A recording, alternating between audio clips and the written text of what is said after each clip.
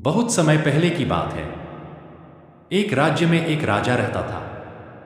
वह अक्सर वेश बदलकर अपने राज्य के गांव और नगरों के भ्रमण पर निकलता और प्रजा के हालचाल लिया करता था। एक दिन वह हमेशा की तरह वेश बदलकर भ्रमण पर निकला।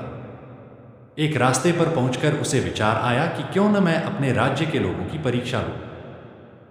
आखिर मुझे भी तो पता चले कि मेरे राज्य की प्रजा के चरित्र का पता चले।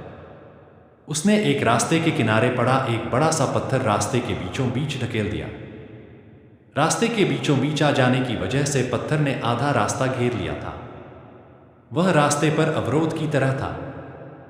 राजा पेड़ के पीछे छुप गया और देखने लगा कि कौन उस रास्ते के पत्थर को हटाता है। कई लोग उस रास्ते से गुजरे और रास्ते पर पड़े पत्थर को देखकर अपनी असुविधा जताने लगे। वे राजा की बुराइयां करते कि उसे प्रजा की परेशानियों का ध्यान नहीं है। रास्तों पर इस तरह बड़े बड़े पत्थर पड़े रहते हैं, लेकिन उन्हें हटाने की कोई व्यवस्था नहीं रहती।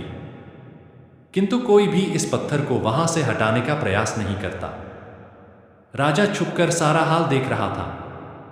कई घंटे बीत गए थे, किंतु किसी ने उस पत्थर को हटाने का प्रयास नहीं किया था। राजा दुखी हो गया कि उसके राज्य के लोग कितने स्वार्थी हैं, जो दूसरों की मीन मेख तो निकालते हैं, पर खुद भलाई का कोई काम नहीं करते। वह स्वयं रास्ते पर पड़ा पत्थर हटाने के लिए आगे बढ़ा।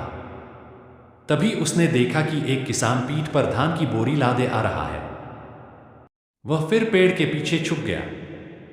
उसने सोचा, इस व्यक्ति को देख लेता हूं। इसने भी पत्थर न हटाया तो मैं स्वयं हटा दूंगा।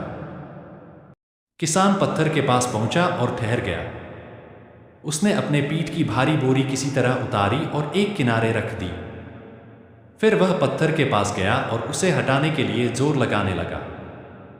किसी तरह उसने पत्थर रास्ते के किनारे सरका दिया और हाथ झाड़ता हुआ बुदबुदाया। अब इस पत्थर के कारण रास्ते से जाने वाले राहगीरों को कोई परेशानी नहीं होगी।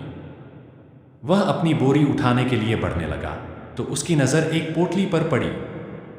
वह उसी स्थान पर थी जहां पत्थर पड़ा था। राजा ने ही वह पोटली पत्थर के नीचे दबाई थी। उसके साथ एक पत्र भी था।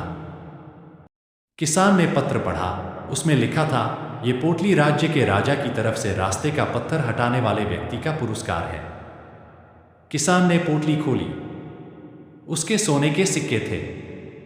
उसने मन ही मन राजा का धन्यवाद